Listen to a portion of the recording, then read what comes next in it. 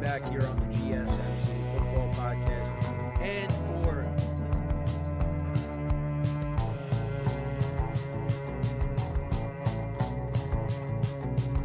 keep yourself in the loop of everything football on the Golden State Media Concepts Football Podcast. The latest news on and off the field, be it college football, Big Ten, SEC, Big 12, Pac-12, ACC to the NFL. We've got you covered.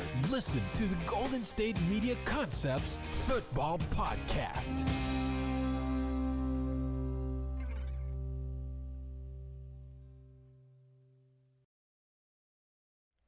And welcome everybody to another edition of the GSMC Football Podcast, brought to you by the GSMC Sports Network.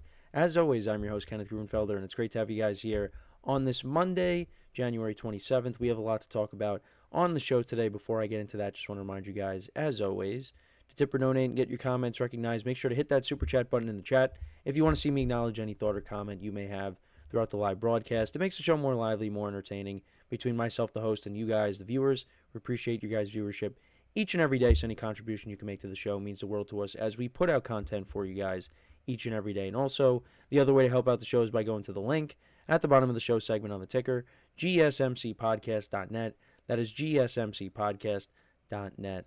So let's get into what we are going to discuss for today. So we are going to break down the championship games from yesterday. We'll start off by talking about the Chiefs-Bills game. Chiefs winning 32-29. They are now advancing to their third consecutive Super Bowl, so we'll get into that in just a second. We'll also talk about the Eagles and their win over the Washington Commanders, 55-23, so we'll get into that. We'll also talk about some of the coaching hires from over the weekend. We'll talk about the Cowboys hiring their offensive coordinator, Brian Schottenheimer, to be their next head coach. We'll also get into Pete Carroll being named the next head coach for the Raiders. I know we talked a little bit about that on Friday because the news broke as I was doing the show, but we'll devote a whole segment to that. And then we will take an early look at the upcoming Super Bowl matchup between the Chiefs and the Eagles. So let's get into the first topic, which is talking about the AFC Championship game between the Bills and the Chiefs. And this is the one that everybody was hyped up for, and a lot of people were rooting for the Bills to knock off the Chiefs. Was this going to be the year that the Bills would get it done? And unfortunately, like the previous seasons, they came up a little bit short. This was a great game. This was very entertaining. But I know a lot of the focus comes on the officials and some of the calls in the game. But ultimately, this came down to the Chiefs made more plays than the Bills. They did. And, there was a period during this game where, the Chiefs' offense was kind of quiet. The Bills were down 21-10. They got a big score before the end of the first half. Josh Allen, a great throw to Matt Collins, who had a good year for them, led the team in touchdown receptions, and that was a big touchdown reception there to narrow the gap. It was 21-16. They went for two, didn't get it. So that was the score at the half. And then they went ahead. They got a touchdown to put themselves up 22-21. And one of the biggest plays from the game was that fourth down. And it looked like Josh Allen picked up the first down, but they ruled him short initially, and then they went and reviewed it, and they upheld the call. Now, to me, I thought he got it. Now, it was really close. It's not like it was definitive. And the other thing, too, is the camera angles. I mean, the camera angles that you saw, you really can't tell. And it's 2025. There should be enough camera angles where you could see whether he got it or not. I mean, I think from the angles we did see it from them, that he did get it.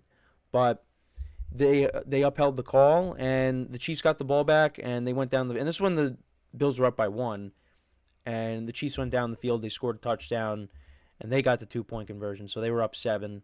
And then the Bills, they answered. It's not like the game was over at that point after the Bills didn't get the first down. The Chiefs went down and scored, and then the Bills went down and scored, and they converted on a 4th and goal. Josh Allen hits Curtis Samuel in the back of the end zone, wide open for the touchdown. They tie the game, and then the Chiefs, they get a field goal to go up by 3, And again, the Bills had a chance to go down the field, tie the game, or even win it. And, you get to 4th and 5, and I thought, the Bills have been pretty good at converting on 4th down. They got the 4th, like I said, the 4th and goal with Curtis Samuel for the touchdown. You thought Josh Allen was going to make a play and extend the drive. And great design blitz by Steve Spagnuolo. They came after Allen. The offensive line was not prepared for it. And Josh Allen had to heave it up. And Dalton Kincaid had a chance to catch the ball. And he didn't. And then the Bills' defense had an opportunity to get a big stop and get the ball back and give Josh Allen yet another chance. But it didn't happen. Now, they almost got a gift because Isaiah Pacheco picked up the first down, and then he went out of bounds. And then the Bills got a couple of stops, and it looked like, okay, maybe they're going to have a shot here. But then they pick up the first down with Samaje Perine. They throw the ball. They get it out to Perine. He picks it up, and that's all she wrote. Again, the Chiefs just made more plays in this game than the Bills did. And again, this was an awesome game, but the Chiefs know how to get it done in these kinds of games. And the Bills just always come up short in these kinds of games.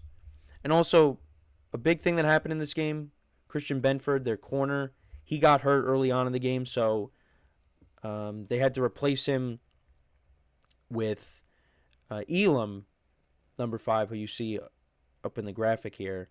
And he had a rough game. They picked on him. There were penalties. He costed the Bills with penalties. It was rough for him. And yeah, Kaiir Elam, and I believe he's a first-round pick out of Florida. This is his 3rd season, but yeah, it was a rough game for him. And yeah, that was an important player for the Bills that you lose on defense. But, the Bills got stops at certain points during the game. They, were able to take the lead at one point, but it's just when they really needed to get stops late in this game, they couldn't do it. The Chiefs, they did what they had to do offensively. Patrick Mahomes went 18 of 26 for 245 yards, a touchdown, no interceptions. He had 2 rushing touchdowns in this game. One of them he scores, and Travis Kelce was taunting Damar Hamlin because Damar Hamlin was trying to tackle Mahomes, and Mahomes trucked him into the end zone. And Kelce's taunting him. And there was no flag for that. I don't know how Kelce doesn't get a flag on that, but, he's gotten away with things like that in the past. But Mahomes had 2 rushing touchdowns. Kareem Hunt, I thought this was one of his best games of the year. I mean, he looked like the Kareem Hunt from, not exactly the Kareem Hunt from 2018, but similar to that. I mean, he's been good for them, but I thought he had a little bit more juice in him in this game. He ran the ball for 64 yards. Mahomes, 43 yards on the ground. Isaiah Pacheco, only 5 carries for 12 yards. He's been kind of disappointing since he's come back from his injury. But I think next year, you're more removed from it. I think he'll be back to his old self. I mean, maybe he'll be back to his old self in the Super Bowl. We got a couple weeks till that. Xavier Worthy, 6 receptions for 85 yards and a touchdown. Juju Smith-Schuster had 2 big catches for 60 yards. Marquise Brown, 3 for 35. Kelce, only 2 for 19. DeAndre Hopkins, who will be playing in his first Super Bowl, played in his first conference championship game. He had 1 reception for 11 yards. Chiefs defense, 2 sacks of Josh Allen in this game. The other controversial play was when Mahomes throws it up to Worthy, and it looked like, I mean, it could have been an interception. They ruled it was a completion of Worthy. But when you look at the replay, I mean, it looks like the ball hits the ground. And as they're going to the ground, Worthy only has 1 hand on the ball. The Bills' defensive back has 2 hands on it. So I don't really know how they ruled that a completion to Worthy. Because at the end of the play, Worthy has it. But I mean, I think it should have been ruled incomplete because the ball hits the ground. But they didn't rule it that way. So I think it was, so it was in the second quarter. It's what led to the Chiefs going up 21-10. It was on 3rd and 5. Mahomes hits Worthy for 26 yards. But well, actually, the other thing too is there was defensive holding on the play anyways, so it would have been a first down for the Chiefs. But instead of it being, first and goal from the 3, it would have been, 1st and 10 from, the Bills' 24-yard line. So who knows? Maybe the Chiefs don't get a touchdown. Maybe they get 3. But either way, it was a first down for the Chiefs. But the Bills, like I said, they got the Matt Collins touchdown before the end of the half, so they were down by 5. So the game was still in reach, But yeah, so that was another play that was, a little bit questionable there. But the Chiefs did fumble in this game. We talked about, going into these conference championship games, who would blink first. And, the Chiefs did blink. They turned the ball over, and that led to 7 for the Bills. That was a James Cook touchdown, so that made it 10-7, but it didn't matter. Bills didn't turn the ball over. They almost did. There was some fumbles that the Bills they had 4 fumbles in this game. Ray Davis, Josh Allen had 3, but none of them were lost. None of them led to turnovers, which is impressive. I mean, there was one that was a bobbled snap that they were able to recover. And then Josh Allen picked up a first down, I believe. One of the first downs he picked up. And he fumbled it, but he was able to get back on it. I don't know how he did. And he went 22 of 34 for 237 yards, 2 touchdowns, no interceptions. James Cook had 85 yards on the ground. Actually, another big play in this game. It was on 4th and goal from the Kansas City 1. James Cook scored. Was able to... he was off the ground and was able to reach over the goal line for the touchdown. So that was a big play. That put them up 22-21. They went for 2 and didn't get it. So they were 0 for 2 on 2-point conversions for the game. But yeah, he had a good game. James Cook, 85 yards, 2 touchdowns. Matt Collins, 3 for 73 and a touchdown. James Cook had 3 for 49. Khalil Shakir, 6 for 46. Amari Cooper, only 4 for 33. Bills defense, 2 sacks of Mahomes in the game. And, yeah, they come up short. I mean, they slightly outgained the Chiefs in total yards. They had 374 to the Chiefs 368. The Chiefs had 28 first downs to the Bills 22. Third down efficiency. So the Chiefs were 1 for 1. The Bills were 4 for 6. On third down, the Bills were 5 for 14, and the Chiefs were 5 for 9. So, yeah, that's not good. You got to be better on third down there. But... and the Bills' red zone efficiency, they were 3 for 3. Chiefs were 4 for 6. Look, the Bills played a good game. Josh Allen played a good game, but ultimately, like the previous games, came up a little bit short. And he was very defeated at the end of after the game, his press conference. I mean, he was lost for words. And it's sad because he's a great player, and you would think at some point his time is going to come, but we're in a weird era right now where it's Patrick Mahomes and then there's everybody else. That's really what it is. It's Patrick Mahomes and then there's a huge gap and then it's everyone else. Now, we'll see what happens in the Super Bowl if the Eagles can knock them off. We'll talk a little bit about the matchup later on in the show, but it's been a long time since Mahomes has lost a playoff game. And, we'll see what happens in the Super Bowl. But the Bills, 0-4 against the Chiefs in the playoffs in this era, it's unbelievable. And all the games are close. All the games are close. The AFC Championship game from the COVID season, yeah, the Chiefs won by 2 scores, but pretty much every game, the Bills were winning in that game at one point, but it's just every game is close, but the Bills are always on the losing end. When is that going to change? We thought maybe it would be last year. We thought maybe it was this year. It's just, when? When is it going to happen? Who knows? But Chiefs get the win. They have a chance to now make history and three-peat, and we'll see if they can do that. We will be talking about the Super Bowl a lot over the next couple weeks. So, yeah, but they win 32-29 here. Let me know what you guys think about this game. What were your takeaways from it? Let me know in the comments. So we are going to take our first break of the show.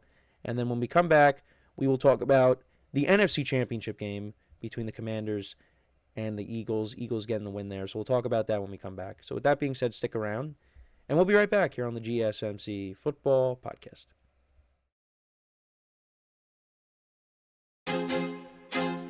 I feel like I'm losing my mind. Is everybody in the world blind? Please, Lord, give me a sign, a sign. I feel like I'm losing my mind. Is everybody in the world blind? Please, Lord, give me a sign, a sign.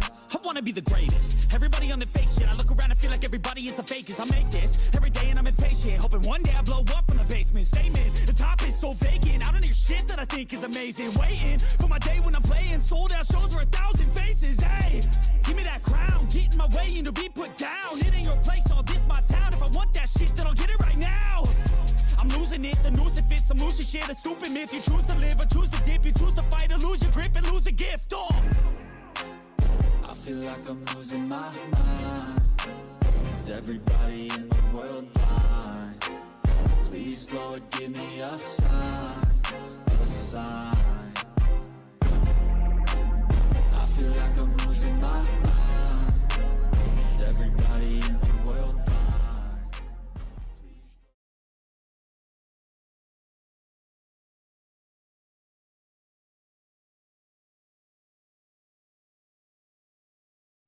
All right, and we are back here on the GSMC Football Podcast. And for the second part of the show, we're going to now talk about the NFC Championship game and how that game went. And this was not as good as the AFC Championship game. Now, I thought this game was also going to be good. And, you know, at one point you thought, okay, maybe this is going to be a close game. But the Eagles just, I mean, they dominated from start to finish.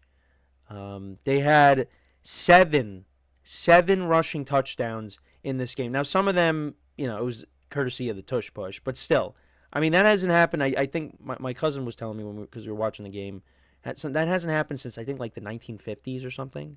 I mean, that's unbelievable. But yeah, so again, not as good as the AFC Championship game, but you still had some explosive plays in this game. I mean, the Commanders, they put together a very nice drive to start off the game. They converted on a couple of fourth downs, which is something that they have done in these playoffs. I mean, they almost took up half the quarter to open up the game. They went 18 plays, and 54 yards. They converted on 4th and 5. Jane Daniels connected with Zach Ertz, who had a big game. He was their leading receiver for 7 yards. And then they went for it on 4th and 2, picked up another 5 yards. Jane Daniels scrambled for the first down. And then it was 4th and 3 from the Eagles 16. And Dan Quinn elected to go for the field goal and get the points. And, you know, Tom Brady and Kevin Burkhardt were kind of joking on the broadcast because they're like, well, why aren't you going to go for it here? But I think this was the right call because at some point it's like, okay, you got to take the points. All right? I mean, they started off 2 for 2 on 4th down, but, you know, just take the points, you know, and come out of this drive with a win here, which is what they did. And I look, you guys could say I'm not being serious here, but I did say after that, I'm like, well, now Barkley's just, like jokingly I said it. I'm like, well, but now Barkley's going to take it 70 yards to the house on, you know, the Eagles' first play. And that's exactly what happened. Well, not 70 yards, but he went 60 yards on the Eagles' very first play. Actually, a nice return by Will Shipley, 35-yard return. He actually had a big run in this game and then also had a touchdown as well. He was part of those 7 rushing touchdowns. And then Barkley from the 40, 60 yards. And some of the worst tackling you'll see. I don't know what the Commanders were doing on that play. They did not get Barkley down. And, you know, he was down the sideline, and then he cut back in, and he scored. And, yeah, from that point on, you were like, yeah, this is not looking good. Because then the Commanders did something they haven't done this whole postseason, and that's turn the ball over. And that's exactly what they did on their next drive. Jane Daniels on first down connected with De'Ami Brown, and he ends up fumbling. Zach Bond, responsible for that, gets recovered by Reed Blankenship, and then the Eagles immediately turn that into another touchdown. They go 6 plays, 48 yards, On first and goal, Barkley scores from 4 yards out. So already in the first quarter, Saquon Barkley has 2 touchdowns. Then the Commanders responded, but it led to another field goal. And see, this is the problem. In a game like this, when you're seeing, the Eagles and their running game working, and also on top of that, you turn the ball over, and they're scoring touchdowns and you're scoring field goals. I mean, how many times have we seen a game like this? It's not a recipe for success. The Commanders had to, go tit for tat here, and they didn't. I mean, they were scoring, but they were not scoring touchdowns. Now, however, Jake Elliott did miss a field goal. Eagles put together a 12-play drive. They get down to the Washington 36, and Jake Elliott misses a 54-yarder. And then the Commanders, they make it 14-12. They go 5 plays, 56 yards. Jane Daniels connects with Terry McLaurin for a 36-yard touchdown. They go for 2. They don't get it. And that made it. So, yeah, it was 14-12. But then the Eagles responded. They go 12 plays, 72 yards down the field. Hurts connected with A.J. Brown on 4th and 5 for 31 yards. And then you had a couple of penalties. There was a false start on the Eagles, but then there was a pass interference on Marshawn Lattimore, and that led to a tush push. They went for 2. They didn't get it because there was a penalty on the extra point. Yeah, well, actually, no. There was an unnecessary roughness, so, yeah, got enforced. And, yeah, they didn't get it. But then the Commanders fumbled on the kickoff, and that led to another Eagles touchdown. On 3rd and goal, Jalen Hurts connected with A.J. Brown for a touchdown. Now, the Commanders did get a field goal before the end of the first half to make it 27-15. But, yeah, I mean, this game, the Commanders were not coming back. Because also their defense just could not stop the Eagles' rushing attack. Both teams punted to start off the second half. The Eagles then got a touchdown. Jalen Hurts, a rushing touchdown. This was a legit rushing touchdown from 9 yards out to make it 34-15. The Commanders did score a touchdown on their next drive to answer. Jaden Daniels scored from 10 yards out, a rushing touchdown. They fumbled once again later in the game. This was an Austin Eckler fumble when the Commanders were driving. So, I mean, if you get a touchdown on that drive, all of a sudden, you get that in 2-point conversion, you're only down 3. But they fumbled. Eagles turned that into a touchdown immediately. Tush push by Jalen Hurts. Actually, what was interesting on this drive, so this was the drive that I wanted to talk about. So you had 3 penalties. Actually, yeah, 3 penalties by the Commanders on this drive. Well, inside the, at the 1. So Frankie Louvu, he jumps over the pile, gets charged with an encroachment. He tried to time it, didn't time it right. Then he does it again. And then there was another encroachment. And the refs called something that I have never heard before.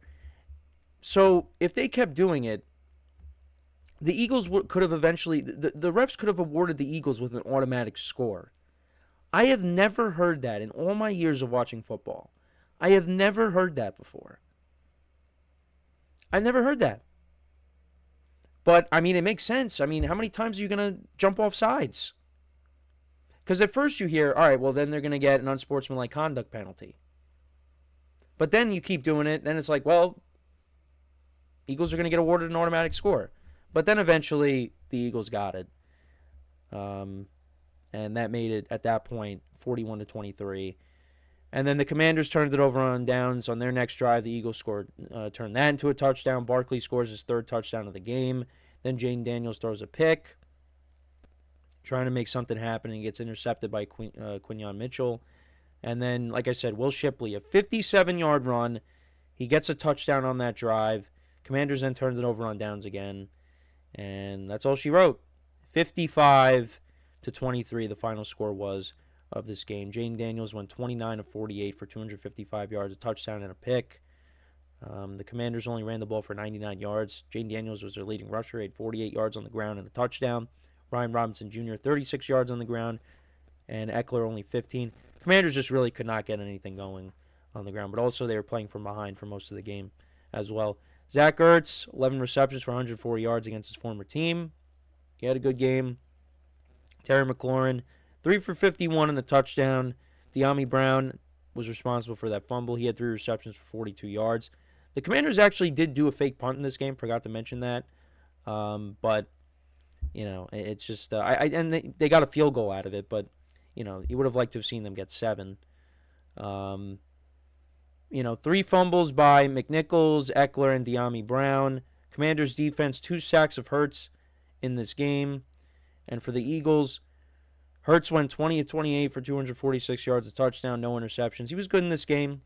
And the Eagles' rushing attack, 229 yards in this game. Saquon Barkley, 15 carries for 118 yards and 3 touchdowns. Will Shipley, 4 for 77 and a touchdown. Jalen Hurts, 10 carries for 16 yards, 3 touchdowns. 2 of them were, again, courtesy of the tush push. 1 of them was a 9-yard touchdown.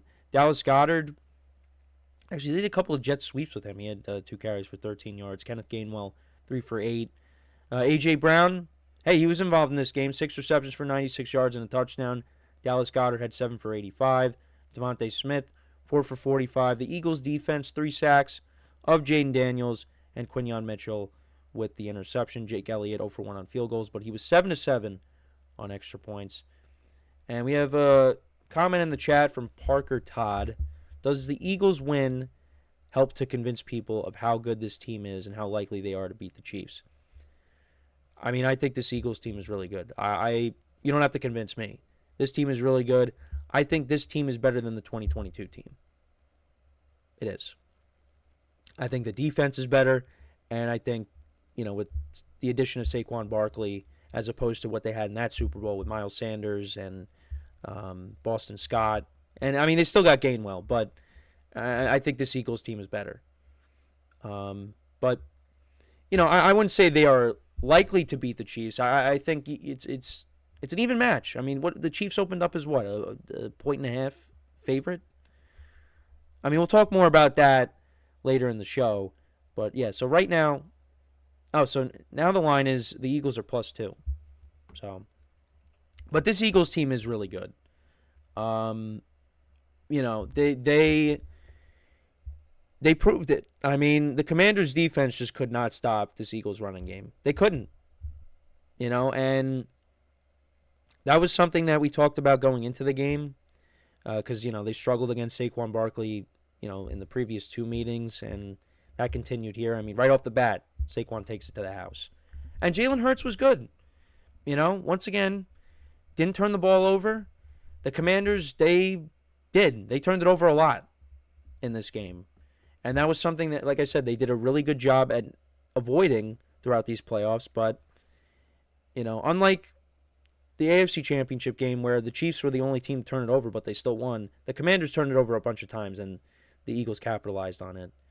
But a credit to the Commanders. I mean, not a lot of people expect them to get to this point. I really don't know if any expect them to get to this point. They do have some work to do with this roster, but they are heading in the right direction. I mean, you make it to the NFC Championship game in this new era of Washington football. I mean, this is going to be a good team. You still got the quarterback. You just got to continue to build around him. They need more weapons on that side of the ball. And, you got to add more to this defense. Because, I mean, part of the reason why I said the Commanders were not going to be good this year is because of their defense. Now, I mean, they were going up against a really good team. But, this defense still needs a lot of work. And I think they'll make the necessary moves this offseason. And you know what? They're going to be a good team next year. So, credit to them. But I just didn't see the Eagles losing this game. I just didn't. I thought it would be closer, but this is a blowout. Because both games were one-score games. I mean, this game the Eagles they took over. And Saquon Barkley had a big game. He'll now be playing in a Super Bowl. First year with his new team, he's already playing in the Super Bowl. So, I know Giant fans are thrilled about that. But, yeah, I mean, that's pretty much all I have for this game. The better team won. And, again, kudos to the Commanders on a great season. But before we go to break, just want to remind you guys once again to tip or donate and get your comments recognized, make sure to hit that super chat button in the chat if you want to see me acknowledge any thought or comment you may have throughout the live broadcast. Makes the show more lively, more entertaining. Between myself, the host, and you guys, the viewers, we appreciate you guys' viewership each and every day, so any contribution you can make to the show means the world to us as we put out content for you guys each and every day. And also, the other way to help out the show is by going to the link at the bottom of the show segment on the ticker, GSMCpodcast.net. That is GSMCpodcast.net. So when we come back from our next break, we will talk about another team in the NFC East, and that is the Dallas Cowboys. They hired their offensive coordinator, Brian Schottenheimer, named him to be their next head coach. So we'll get into that, and I'll give you my thoughts on it when we return. So with that being said, stick around, and we'll be right back here on the GSMC Football Podcast. Looking for your daily fix of sports talk without having to pay for it? GSMC Sports Network is available on YouTube. Just search GSMC Sports Network. Get your fix of daily sports talk shows on YouTube, absolutely free. NFL, college football, NBA, MLB, MMA, UFC, fantasy football, and so much more. GSMC Sports Network has shows running all day long, with new sports shows starting every 2 hours. Just like on your favorite cable sports channel, except GSMC Sports Network is absolutely free. Just search GSMC Sports Network on YouTube to catch one of your new favorite shows, like the GSMC College Football Podcast, Chip Shot Football Podcast, Hoops and Heels Women's Sports Podcast, GSMC Basketball Podcast, and so many more. Check it out for yourself. GSMC Sports Network, now available on YouTube absolutely free. Search GSMC Sports Network on YouTube right now.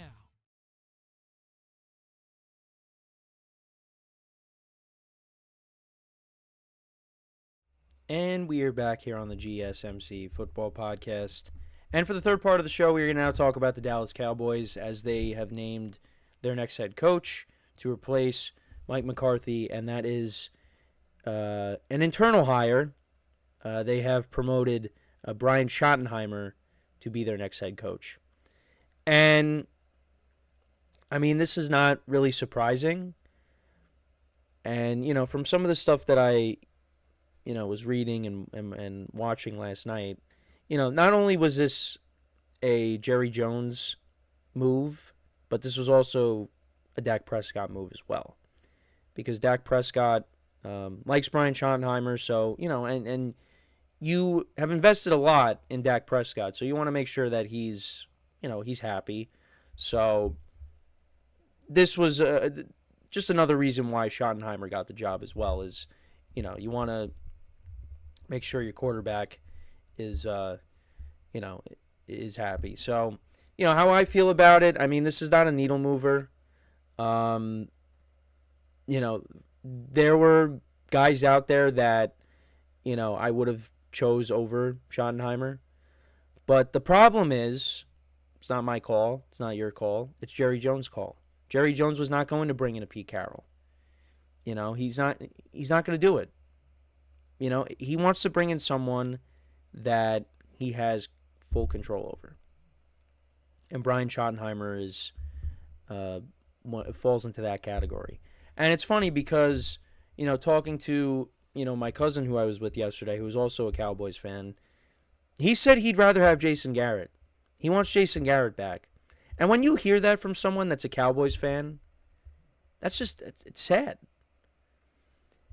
But that's just how they're run right now. You know, Jerry Jones runs the show. And he's going to continue to do that. And Cowboys fans all around are saying he's the problem. But he's not going anywhere.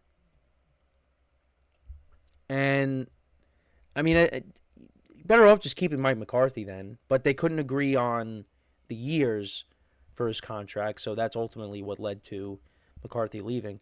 Because all signs pointed to McCarthy staying. Because, you know, they declined teams from interviewing him.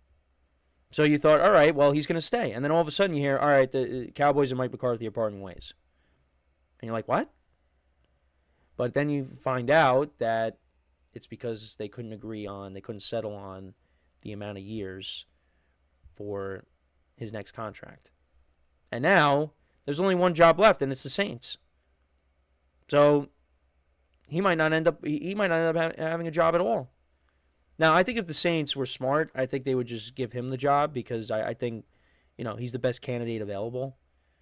Everybody else is pretty much off the board.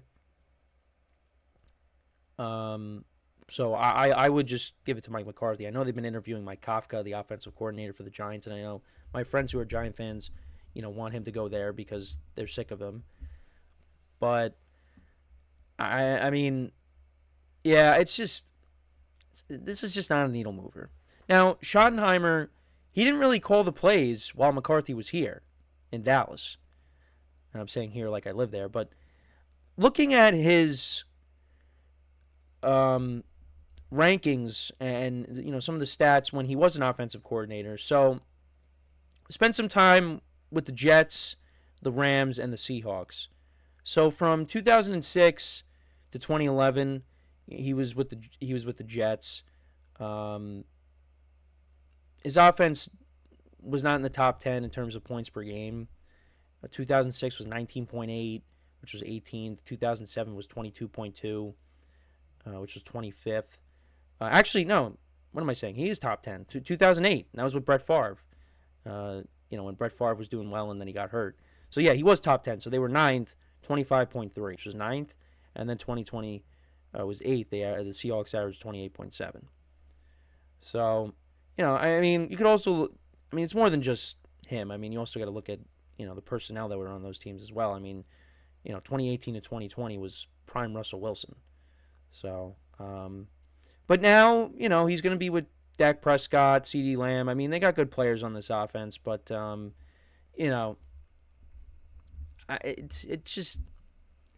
not a needle mover. It's just not. And, you got a team in the Commanders now that just played in the NFC Championship game along with the Eagles. It's really just, you're better than the Giants.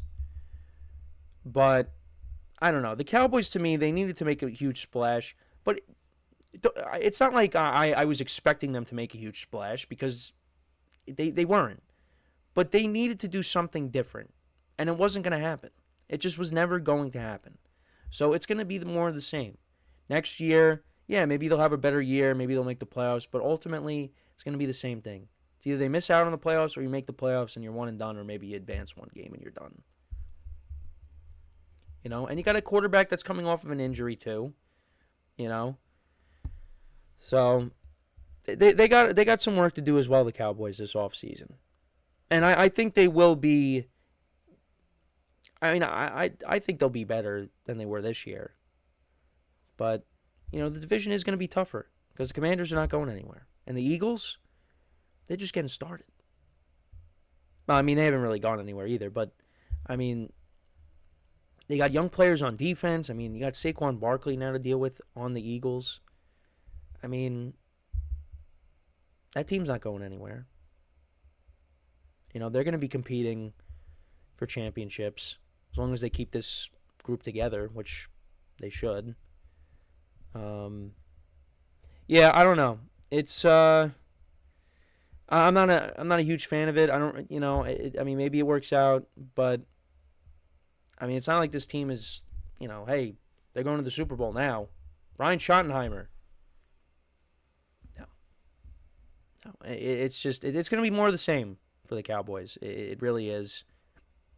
Like I said, they could go out and have a better year next year, but ultimately, it's going to be the same results. Whether it's you make the playoffs or you don't. And I don't know.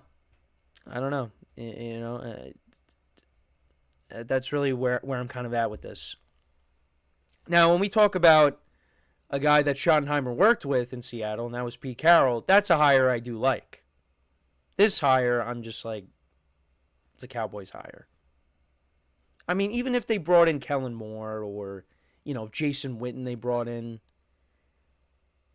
again, none of those are needle movers. Kellen Moore has been here before.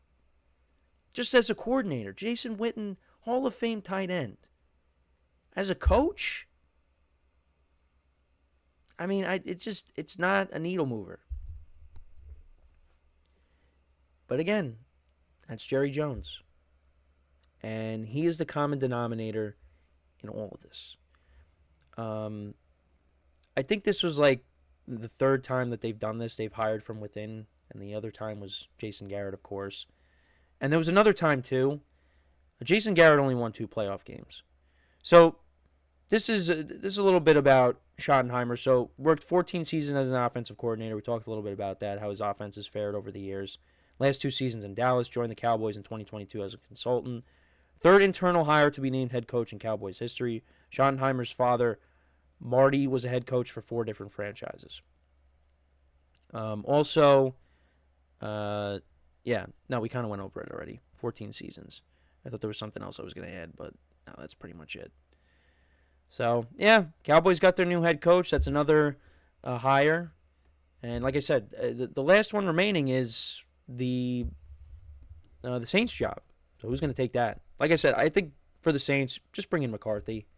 I mean, he's got the most experience out of whoever else you may be considering. I mean, unless maybe they want to bring in Cliff Kingsbury. I don't know. But I would sign Mike McCarthy. I would hire Mike McCarthy. That's what I would do. And it's not me saying, well, Mike McCarthy is this, spectacular coach. But I think it couldn't hurt you. I don't know. That's just me. But let me know what you guys think, though, about the Cowboys hire. How do you feel about it? Again, it's a Cowboys hire. That's really what it comes down to, in my opinion. So we are going to take our next break. When we come back, we will talk about a hire that I did like, and that is the Raiders hiring Pete Carroll. I know I talked about it a little bit on Friday when the news broke, but I wanted to get into it again today. So with that being said, stick around, and we'll be right back here on the GSMC Football Podcast.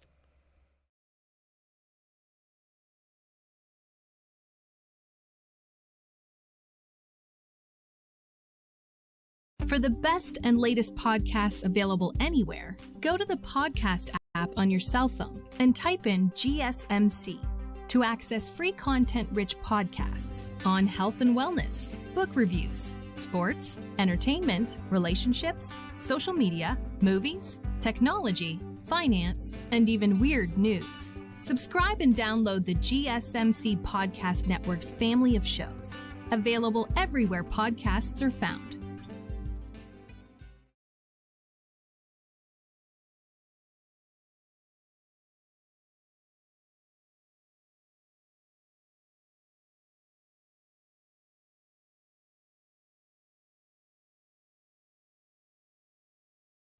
All right, and we are back here on the GSMC Football Podcast, and for the fourth part of the show, we are going to now get into talking about the Raiders hiring Pete Carroll as their next head coach. And like I said earlier, before the break and earlier before that in the show, we did talk about this on Friday a little bit because I was talking about Liam Cohen and that whole sequence of events that happened where, he took himself out of the Jacksonville job and then he ended up taking it. And then, as I was talking about that, Pete Carroll and the Raiders, it was official. So, so I really like the hire. This is something that the Raiders needed to do because the last 2 head coaches, it didn't really pan out. Josh McDaniels they brought in, and obviously, that didn't go well. And then, he gets fired mid-season last year, and then you promote Antonio Pierce and make him the interim head coach, and it looked like maybe things were starting to turn around, but things just went back to being the same this year. And I hope he finds his way back to the Giants and they could bring him in and just be a coach on the coaching staff. But that's a separate thing. This is the right hire. Now, are the Raiders in a position right now where they are ready to compete in this division and, compete for the playoffs and do some damage in the AFC? No, they're not. But if you want to change the tides, if you want to build a culture, bring in Pete Carroll. Now, Pete Carroll is obviously up there in age, but, this guy has a ton of energy. And, he's going to be around for a little bit. So, and I think with Tom Brady having a little bit of his fingerprints on the franchise, and now you bring in Pete Carroll, I think this team is going to be this team is going to turn around. And there are some players that you could build around. You got Max Crosby, who I think, will buy in to this. I know there's some speculation on, hey, maybe he could be traded. I mean, maybe he does get traded. Who knows? But at least you have him.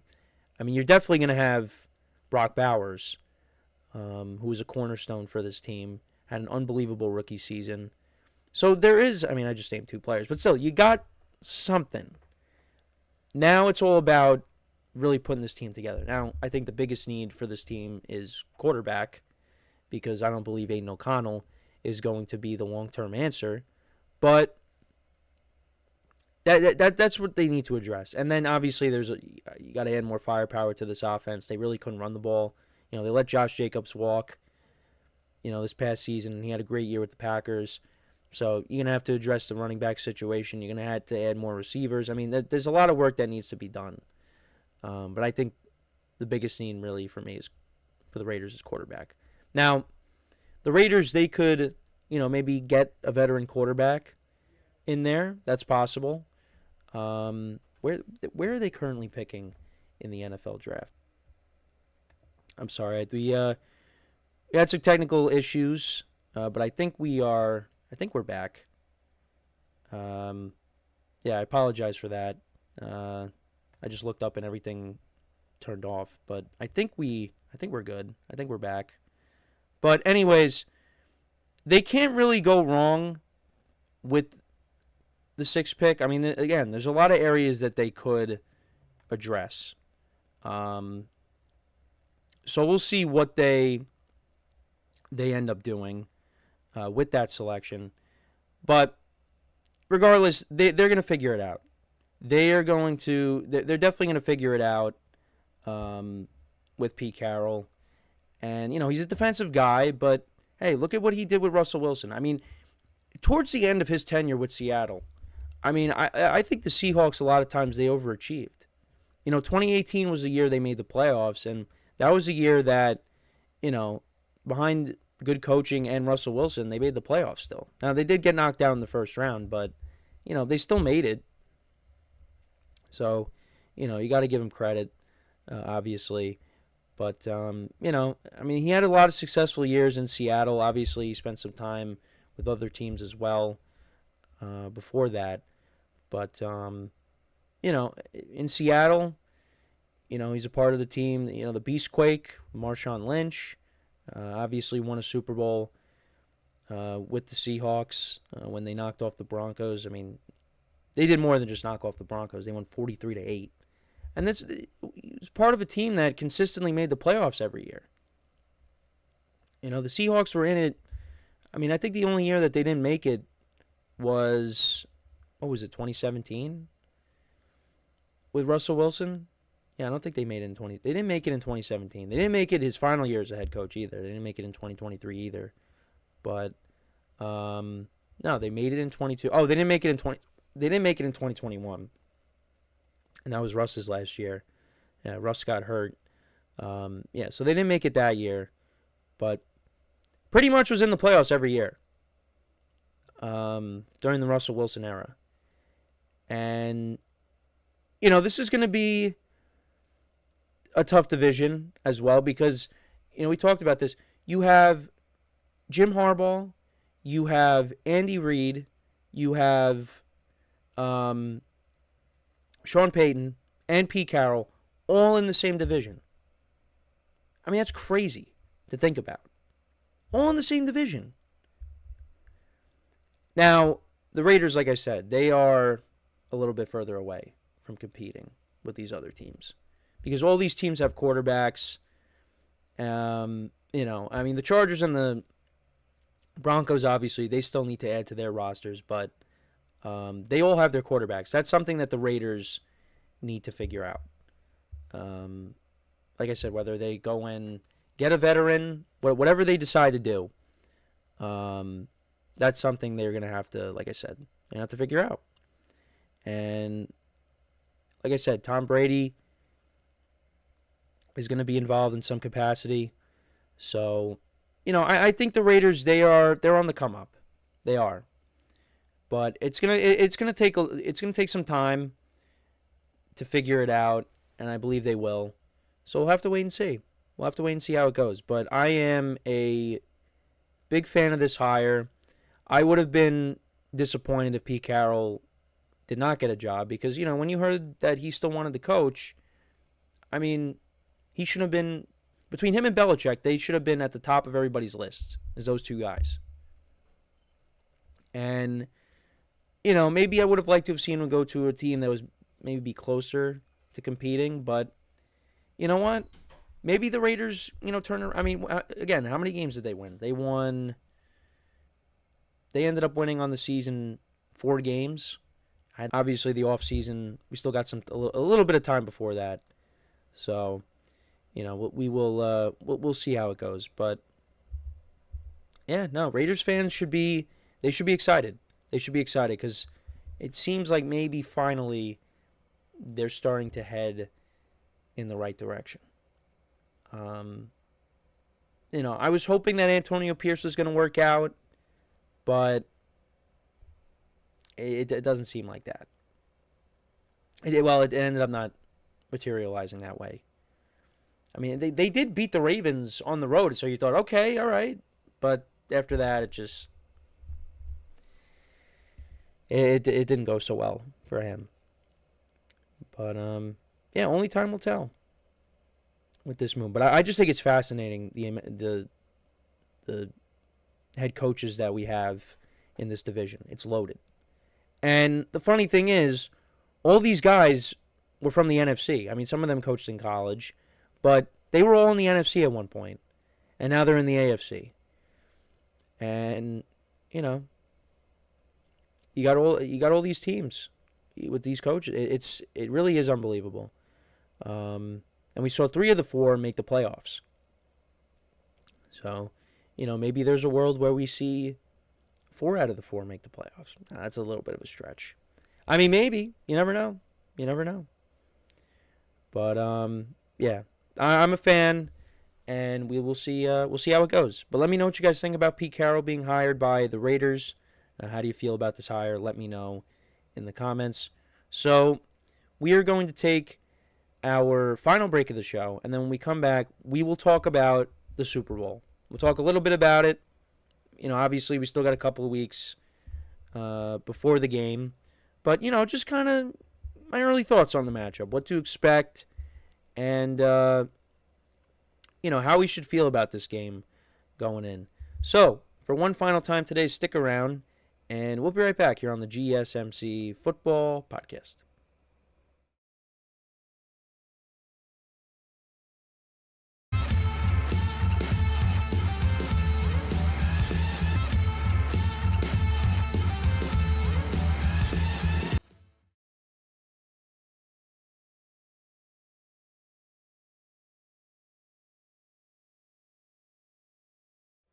All right, and we are back here on the GSMC Football Podcast. And for the final part of the show, we are just going to take a early look at our upcoming Super Bowl matchup between the Kansas City Chiefs and the Philadelphia Eagles. And, when we got to Championship Sunday, I mean, the writing was on the wall, in my opinion. I knew that this was going to be the matchup we were going to get. Because, I just thought it was going to be a tall task for the Commanders to knock off the Eagles. Now, I thought that game was going to be closer, but it ended up being a blowout. And it's just, the Bills and their track record against the Chiefs, they had to really show me that they could do it and knock them off. And they almost did, like they have in the past, but it's just, once again, they came up a little bit short. And we will see the same Super Bowl that we got from a couple of years ago. Now that game was very good too. That was a 38-35 game. But I don't know. I feel like I'm more juiced up for this matchup this time around than I was the previous one because Saquon Barkley. I mean, you now add him to the Eagles. Now I know this is coming from a Giant fan, but still, like, you got Saquon Barkley now coming out of the backfield, and I think one of the biggest keys to this game is the Chiefs' defensive line going up against the Eagles' offensive line. How is that matchup going to go? because the Eagles are one of the best rushing teams in the NFL, if not the best rushing team. You know what? They are the best rushing team in the NFL with Saquon. And can the Chiefs and Steve Spagnuolo, with their experience in these big games, how are they going to be able to, at least contain Saquon? How is that going to go? And the other thing, too, is you go back to a couple years ago, Patrick Mahomes was banged up in that Super Bowl because he suffered that high ankle sprain, the few weeks prior against Jacksonville. So he was still a little banged up. He re-aggravated it during the game, but, he was still able to finish it. He had that big scramble that, set up the go-ahead field goal. Well, also there was a flag at the end, which, didn't want to mention that, but had to. Because there was that holding on Juju Smith-Schuster. James Bradbury held him. And, that led to a first down. And Butker kicks a field goal. There would have been more time on the clock had that not have happened, but it did. And that made it 38-35. And like I said, the Eagles didn't have enough time to go down the field and respond. So that's how that game ended. But Jalen Hurts played really well in that Super Bowl. I think the only turnover in the game, because Hurts fumbled, and Nick Bolton returned that for a touchdown. I think that was that was the only turnover in the game. Mahomes didn't throw for a ton of yards in that game either. He only had 3 touchdowns. He had 3 touchdowns. But yeah, he only had what did he have, 170-some yards passing in that game? But he did have 3 touchdowns. He had 1 to Kadarius Toney, 1 to Sky Moore, and then he had 1 to Travis Kelce on their first drive of the game. Kadarius Toney. Yeah, remember him? Yeah, he had that punt return. That was a big play in the Super Bowl, and then he had the touchdown on the same drive. And then Sky Moore had a touchdown as well, like I said. Pacheco had a touchdown as well. I remember that. And the Chiefs were down in that game. I remember, the Eagles were up, and, Mahomes got hurt again, and you thought, this is not looking good for the Chiefs. But they got the stops on defense when they needed to, and they got themselves back in the game, and they ultimately won it.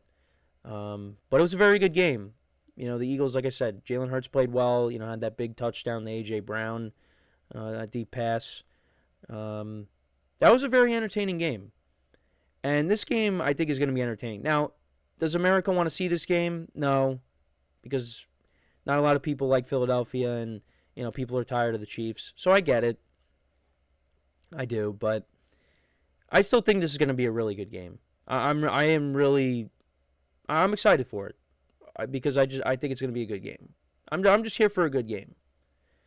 Now, would I have liked to have seen something different? Yes, but look, I'm going to be watching it. I'm going to be locked in, and we could be in for a classic because I do think this Eagles team, as it's presently constructed, and as Parker Todd said earlier, you don't have to convince me. This Eagles team is really good. And I watched some of the post-game show of, I think it was the whole post-game. It was the Eagles, the Philadelphia NBC, and Ron Jaworski is part of that panel. And even they said it. If they went up against the Lions, they would have beat them. And I agree. I think if the Lions got past the Commanders, I think the Eagles go into Detroit and they win that game. I mean, Jared Goff would have turned the ball over. Eagles defense would have got stops when they needed to. The Eagles offense, how the Lions defense was towards the end of the year, they would have been able to move the ball against that defense. I mean, we'll never know. I mean, we'll see what happens next year when they play against each other. Now, when they're healthy and the Lions get Aiden Hutchinson back, but I think the Eagles would have went into Detroit and they would have beat them. Now, I probably still would have picked Detroit because I had them in the Super Bowl, but I would have been going with my heart instead of with my head because I would have taken the Eagles. And you imagine if the Eagles didn't lose to the Commanders, or if they weren't somewhat struggling early on offensively in the year. They could have got the number 1 seed. And then, everything would have ran through Philadelphia. I mean, it still did anyways. Didn't have to. And they were also talking about it on the show that I was watching. I mean, they didn't really have to travel. They didn't have to go on a plane. They ended off the year with to go to the Super Bowl, 5 straight home games. Because you had the home game. You had the home game against the Cowboys. You had the home game against the Giants, and then you had the 3 straight home games in the playoffs. I mean, that's good for a team. You don't have to travel. Sometimes traveling does take a lot out of you. They didn't really have to do that. Now they're going to have to do that to go to New Orleans, but, that's everybody's got to do that. They're fine. Yeah, and then on the other side, with the Chiefs, I mean, this is just another game, another game to add to the legacy of Patrick Mahomes and Andy Reid coaching against his former team once again in this spot. There's no Jason Kelce, so we are not getting a Kelce Bowl again. It's only Travis this time around. But you know what? That offensive line for the Eagles did not skip a beat. And that was something, I was maybe somewhat concerned about going into the years. They did lose, the Eagles lost Fletcher Cox and Jason Kelce. They both retired, but you know what? Young guys stepped up. Cam Jurgens, I believe he didn't start the game for the Eagles, but he had to come in due to injury. So he was playing hurt, and again, didn't matter. What a replacement he was for this to this Eagles offensive line. Has not skipped a beat since losing Kelce. And then, of course, on the defense, you lost Fletcher Cox, but you got Jalen Carter, who's playing out of his mind. In my opinion, this team is better than the 2022 team. Now, obviously, you don't have Kelce, you don't have Fletcher Cox, but especially when you look at the secondary, which got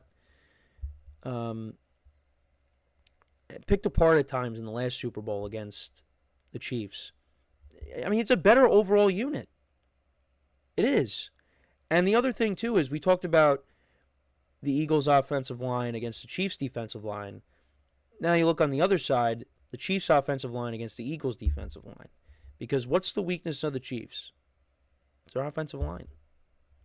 They got guys playing out of position. Joe Tooney, who's a guard, is playing tackle. Could we see something similar to what we saw in the Super Bowl against the Buccaneers, where, Mahomes is not getting the protection that he needs? Now, I don't think it's going to be like that. I mean, the Buccaneers, they had, Shaq Barrett and JPP and I almost said Mohamed Sanu. Ndamukong Suh, and Levante David, all those guys, I mean, the Eagles have good players on their defense. Their defense is really good. But, I mean, that Bucs front seven, I think you'd probably, lean towards, taking that front seven over the Eagles front seven. Now, I'd probably take the Eagles secondary over the Bucs secondary, even though the Bucs secondary was lights out in that Super Bowl as well. But part of that had to be because, they were getting a lot of pressure on Mahomes too. But, I mean, we could see that. But there are stars all over the place in this game. And I'm looking forward to it. I'm in the minority. I think it's going to be a really good game. I'm going to be locked in, but I know a lot of people are like, we've seen this already. Let's see something else. But the Chiefs, they've beaten the Niners twice in the Super Bowl, and now they have an opportunity to beat the Eagles twice in the Super Bowl and to be the first NFL team to ever three-peat in the Super Bowl era, which will be something historic. And a lot of people are not interested in seeing that, and I get it. But if that happens, hey, that's something you've never seen before. Tom Brady never did it, Tom Brady was never able to do it. So we'll see how it goes. But I think whatever matchup we ended up with from these, with the 4 teams that were left, it was going to be a good game regardless. It's just maybe this was the game that not a lot of people wanted to see. But I think it's I'm excited. So we'll have to see how it goes. But that's my thoughts on the game. Let me know what you guys think. What are some of your early impressions for this game? What do you think? Some early predictions here. So that is pretty much it for the show for today. Thank you guys for tuning in. We only got one game left. We got the Super Bowl, and that's it. College is done, and the NFL season will be done soon, shortly after that. So we're just going to have to enjoy. Well, don't forget, the Pro Bowl is next weekend. Yeah, can't wait for that. And then you got the Super Bowl, and then that's it. And then we'll have the off season and draft, and schedule comes out. So, yeah, brace yourselves. The off season is almost upon us, but we do have one more game, and that is the biggest game of the year, the Super Bowl. And also we could talk about the NFL honors too, because obviously we got to see who wins MVP and things like that. But yeah, appreciate you guys tuning in. And yeah, like I said, the season is almost over. The year just goes. I mean, NFL season just always goes so fast, and this year was just no different. When it comes to these two games, I mean, the Bills-Chiefs game was a classic. Commanders-Eagles just, yeah. I mean, it was close at one point when they kicked off. Now, I mean, when it was 14-12, you thought, okay, maybe this is going to stay as a game, but it's just the Eagles' running game was just, and the turnovers really, the Commanders just didn't stand a chance. And, Jane Daniels did throw a pick at the end of the game, but, the game was pretty much out of reach at that point. If you were to rank who's at fault for the Commanders' loss, I mean, I think Jane Daniels might be, I mean, obviously you could put him there, but, the Eagles' running game just, the Commanders had no answers. They had no answers for it. And Jane Daniels didn't cause any of the interception he did, but the ones before that, it was all fumbles, So, we'll see what happens next year, how they bounce back from this, but, yeah. Bills Chiefs, I mean, I expected nothing less. It was as advertised. It's just the Bills once again fell a little bit short, and it's kind of the same thing that we've seen for the last several years. So it's just, like I said, it's Patrick Mahomes and it's everybody else. That's really what it is. That's really what it is. And until somebody knocks him off, that's how it's always going to be. I know Joe Burrow did it, but Joe Burrow did not win the Super Bowl that he played in. So, and then the Chiefs beat him the following year, and then the Chiefs won the Super Bowl. So like I said, it's Patrick Mahomes, it's everybody else. That's how I look at it. But like I said, that is pretty much it for the show for today. Apologize for some technical issues that happened during the broadcast, but hopefully that doesn't happen tomorrow. But hey, that's the internet for you. Make sure to check out all the other shows as well. And until next time, I'm Kenneth Grunfelder signing off from the GSMC Football Podcast, brought to you by the GSMC Sports Network. Have a good day, and I will talk to you guys tomorrow. Take care.